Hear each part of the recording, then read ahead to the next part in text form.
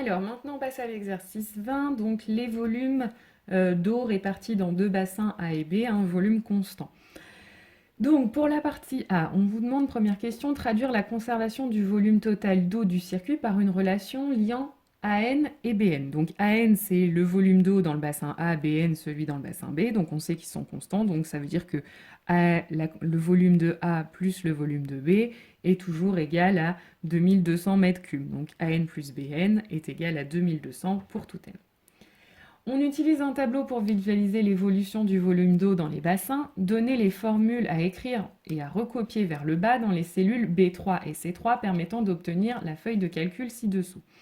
Donc, dans B3, vous allez avoir il va falloir rentrer la formule qui permet d'obtenir le volume dans le bassin A. Or, on vous dit que tous les jours, 15% du volume d'eau présent au début de la journée dans le bassin B est transféré vers le bassin A. Donc 15%, 0,15 fois le volume d'eau qui est dans le bassin B. C'est donc contenu, ce volume, dans la cellule C2. Et puis on vous dit 10% du volume d'eau présent au début de la journée dans le bassin A est transféré vers le bassin B. Ça veut dire qu'il ne reste que 90% de l'eau qu'il y avait dans le bassin A. Donc 0,9 fois le volume d'eau qui est dans le bassin A qui se trouve dans la cellule B2. Et puis on vous dit aussi que pour des raisons de maintenance, on transfère 5 mètres cubes du bassin A vers le bassin B. Ce qui explique finalement le moins 5 final. Et puis donc dans le bassin B, c'est tout l'opposé qui va se passer. Donc il y avait 15% du bassin B qui était passé dans le bassin A, donc il en reste 85% du bassin B dans le bassin B. Et puis on avait transféré 10% de l'eau du bassin B. Donc du coup, 0,1, on arrive avec 0,1% de l'eau du bassin A, donc 0,2 fois B2. Et puis, on a transféré 5 mètres cubes du bassin A vers le bassin B, donc plus 5 litres. Ensuite, quelle conjecture peut-on faire sur l'évolution du volume d'eau dans chaque bassin? Ce qu'on peut dire, c'est que la quantité d'eau dans le bassin A va se rapprocher de 1300 mètres cubes, et puis que le volume d'eau dans le bassin B va se rapprocher de 900 mètres cubes. Voilà ce qu'on peut conjecturer avec le tableau qu'on a construit. Maintenant, partie B. On considère la matrice M qu'on vous donne et les matrices R qu'on vous donne aussi, Xn qui est la matrice ANBN. Et on admet que pour tout entier naturel, xn plus 1 est égal à m fois xn plus r. On vous donne une matrice S et on vous demande de vérifier que S est égal à ms plus r. Donc là, tout bêtement, on fait le produit m fois s plus r. Ces trois matrices, vous les avez, vous faites le produit, puis vous ajoutez l'autre matrice, vous trouvez 1300, 900, c'est bien notre matrice S, donc on a bien montré ce qu'il fallait. En déduire que pour tout entier naturel n, xn plus 1 moins s est égal à m fois xn moins s. Donc là, c'est un petit peu comme dans le principe quand on a une suite qu'il faut démontrer qu'elle est géométrique. Donc on part de xn plus 1 moins s. Xn plus 1, on sait que c'est m fois xn plus r. Et puis ensuite, ce qu'on a démontré juste au-dessus, c'est que en fait, cette matrice R, en fait, c'est la matrice, si vous passez le ms de l'autre côté, ça va être égal à S moins m fois S. Donc le R, je le remplace par S moins m fois S. Et je recopie le moins S. Les S et le moins S s'annulent et il va nous rester mxn moins ms. On peut donc factoriser à gauche par m. Ça nous donne m fois xn moins s. C'est bien ce qu'on nous demandait de trouver. Et on vous dit dans la suite, on admettra que pour tout entier naturel n, xn moins s est égal à m puissance n fois x0 moins s. Et que m puissance n, c'est la matrice qu'on vous donne. Donc on vous demande maintenant de montrer que pour tout entier naturel, xn s'écrit comme on vous l'indique. Donc xn, on vient de vous dire que c'est m puissance n fois x0 moins s plus s. Donc m puissance n, on vous le donne. x0 moins s, x0 en fait c'était les volumes au départ. Donc dans le bassin A, on vous disait qu'il y avait 1100 mètres cubes. Et puis à ça, je dois soustraire S. S, vous aviez pour le premier coefficient 1300, donc 1100 moins 1300, ça m'en fait mon moins 200. Et puis dans le bassin B, pareil, vous aviez 1100 mètres cubes. À ça, je dois soustraire 900, donc 1100 moins 900, 200. Et puis j'ajoute la matrice S, 1300, 900.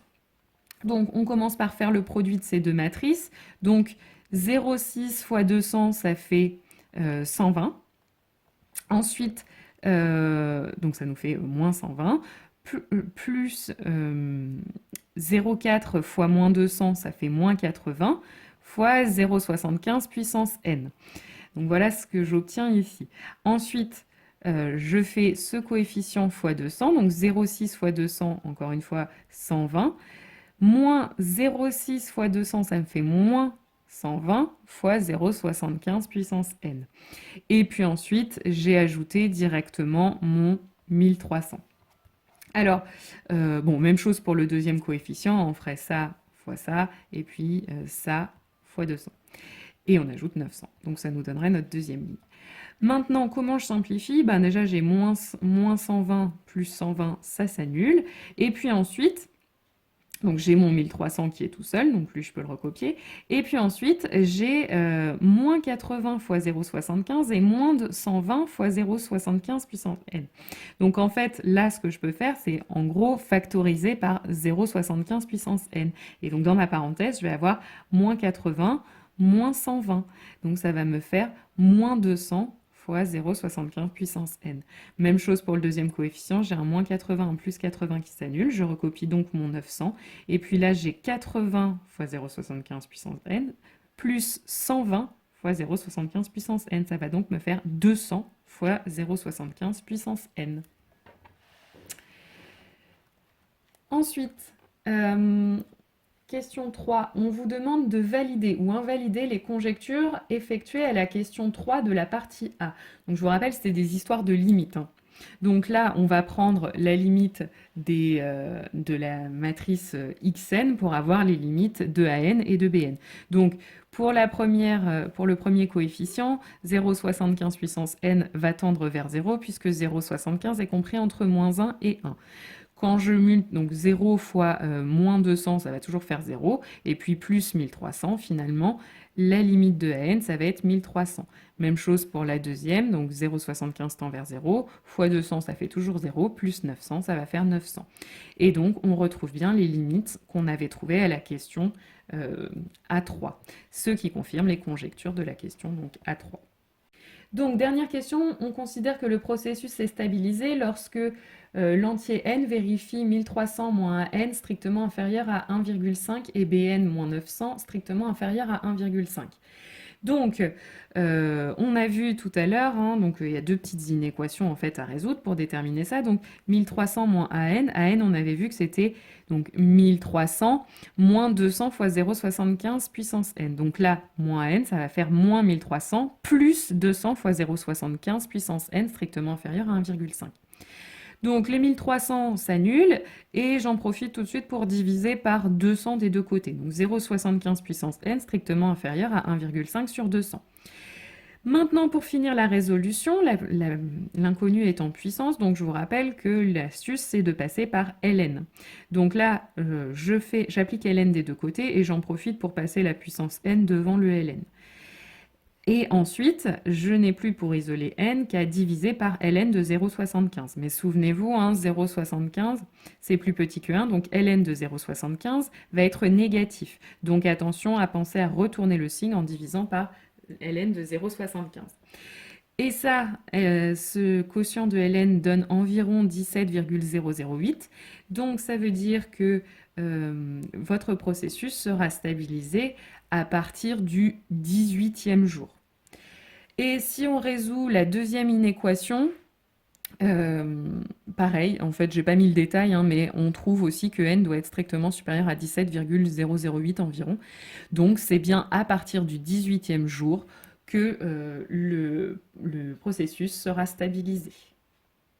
Bien, exercice 25 maintenant sur les campagnes de communication sur deux parfums qui sont mis en concurrence. Donc, d'abord, on vous demande de déterminer la matrice P0 de l'état probabiliste initial. Donc on vous dit qu'au départ, 20% des personnes interrogées préfèrent le parfum A, Aurore, et les autres préfèrent le parfum Boréal. Donc ça veut dire qu'on a une probabilité de 0,2 de tomber sur une personne qui préfère le parfum Aurore et de 0,8 de tomber sur quelqu'un qui préfère le parfum Boréal. Ensuite, on vous demande de représenter la situation par un graphe probabiliste de sommet AB, A pour Aurore, B pour Boréal. Alors, ce qu'on vous dit, c'est que quand on fait des arguments publicitaires, ça fait évoluer la répartition de façon à ce que 10% des personnes préférant Aurore changent d'avis. Donc, ça veut dire que les personnes qui passent de Aurore à Boréal, on en a 10%, donc probabilité de 0,1% de passer de A à B.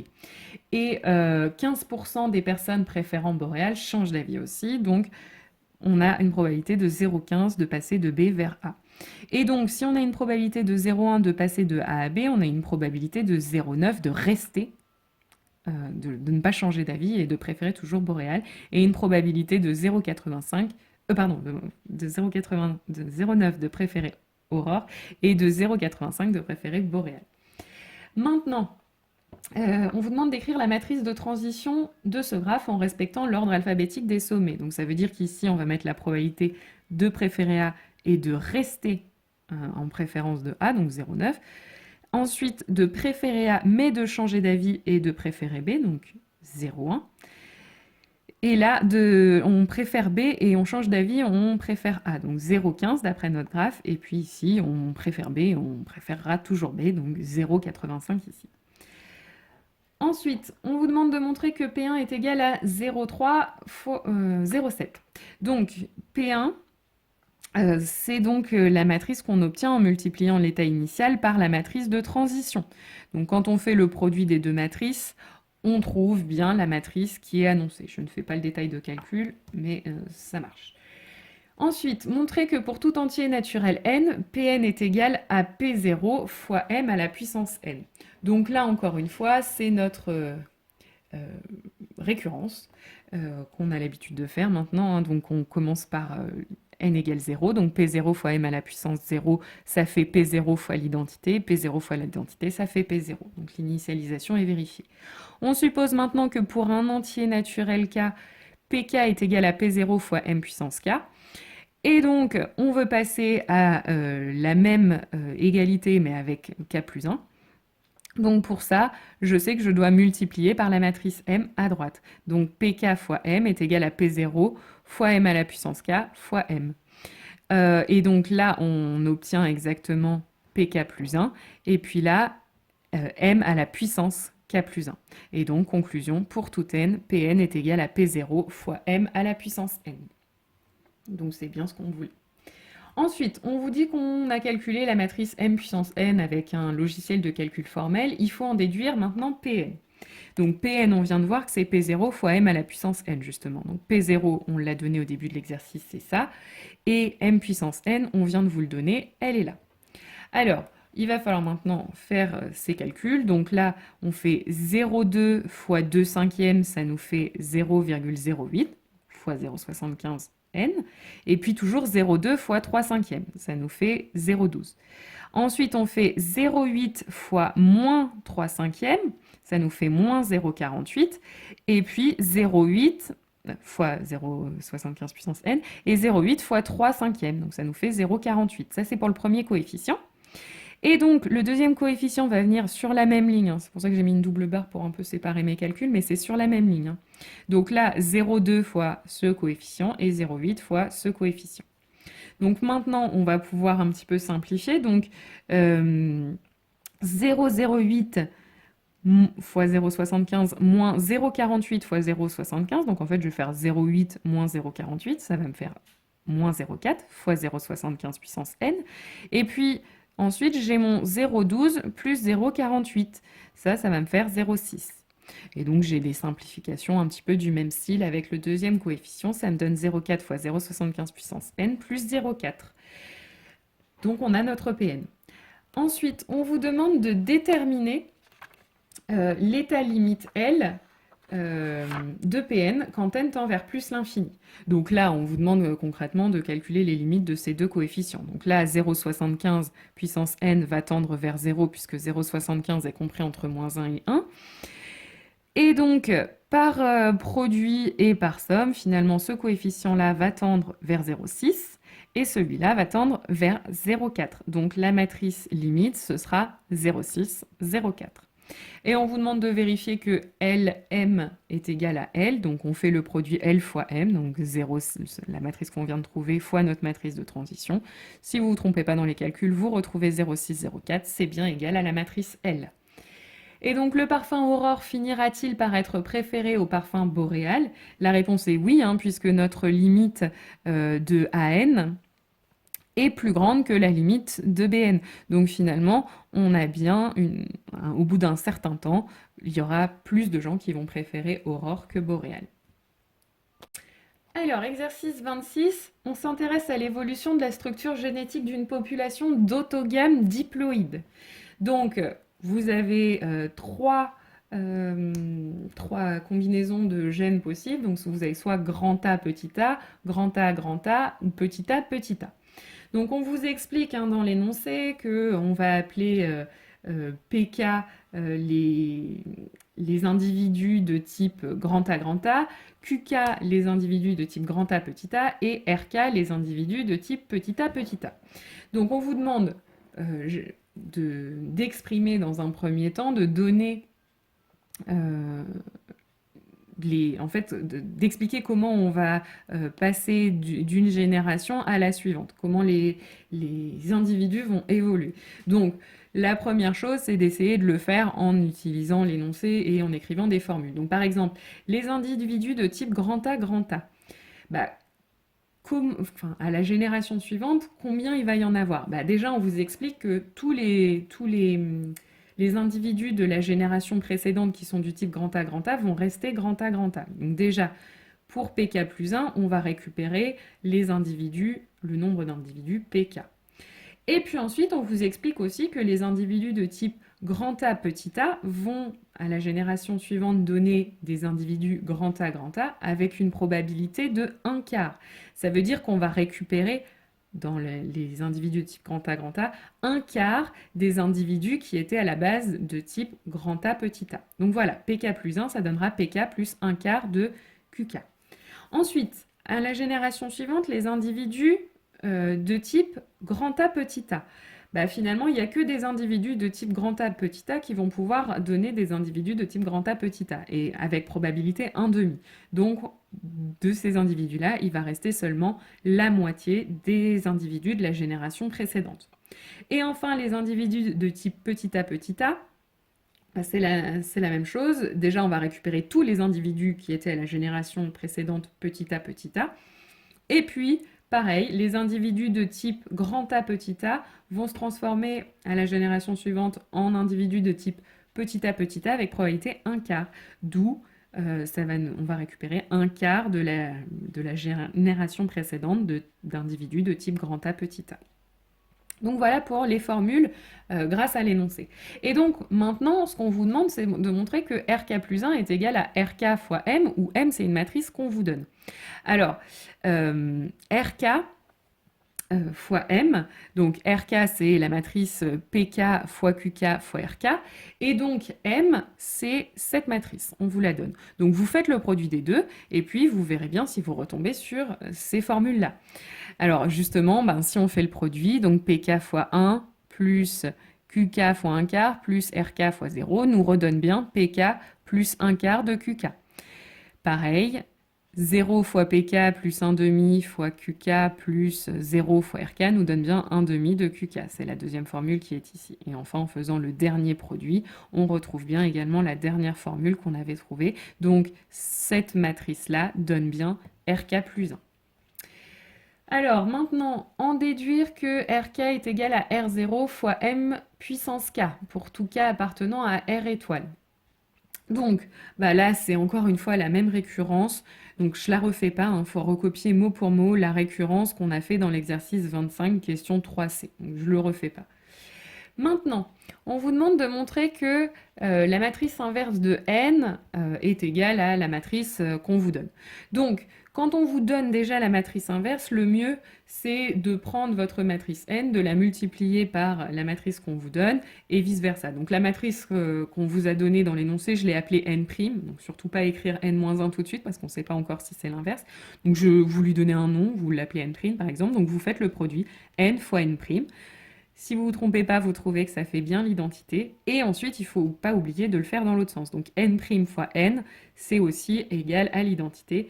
D'où le résultat, on a bien n' qui est égal à n-1. Ensuite, on vous demande de calculer D fois, la matrice D qui est égale à n-1 fois m fois n. Donc pareil, je n'ai pas fait le détail de calcul, hein, il y a deux produits de matrices à faire. Et normalement, vous trouvez la matrice qui est ici, donc 1, 0, 0, 0, 1, 0, 0, 0, 0, 5. Maintenant, on vous demande de démontrer que m est égal à nd n-1 et d'en déduire m puissance n. Donc, on va repartir de ce qu'on vient de démontrer. Donc, d est égal à n-1 fois m fois n. Donc, pour isoler m, je vais multiplier par n, par la matrice n des deux côtés. Donc, nd. Et puis, de ce côté-là, je vais avoir n et n-1 qui vont s'annuler. Et puis, du coup, pour maintenant annuler ce n-là, je vais multiplier à droite par n-1. Et donc, n et n-1 vont s'annuler. Il va me rester seulement m ici. Et donc, m est égal à n fois d fois n-1. Maintenant, il va falloir calculer la matrice m puissance n.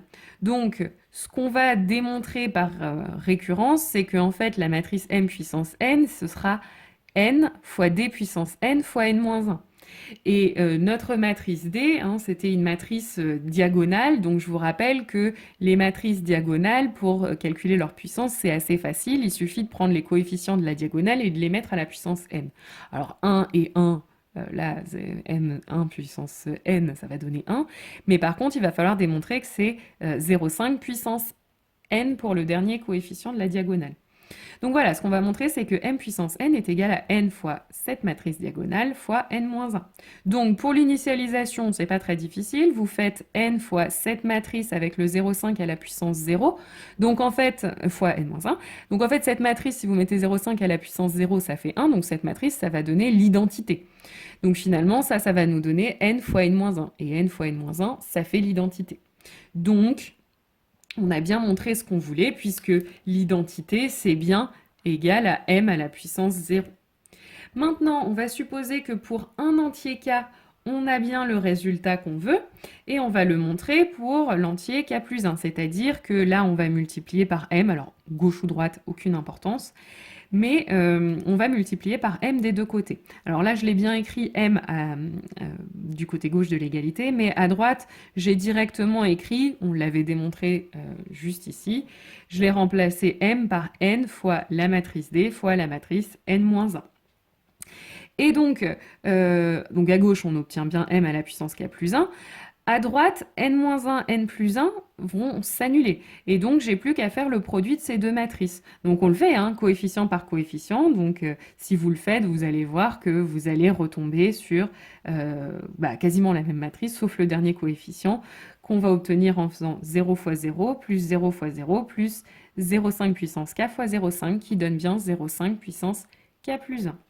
Et donc, on a bien démontré ce qu'on voulait. M puissance n est égal à n fois cette matrice fois n-1. Et donc, maintenant, je vais pouvoir le calculer, maintenant que j'ai montré que m puissance n se calculait bien comme ça. Donc, j'écris ma matrice n fois la matrice diagonale avec le 0,5 à la puissance n. Je fais mon produit.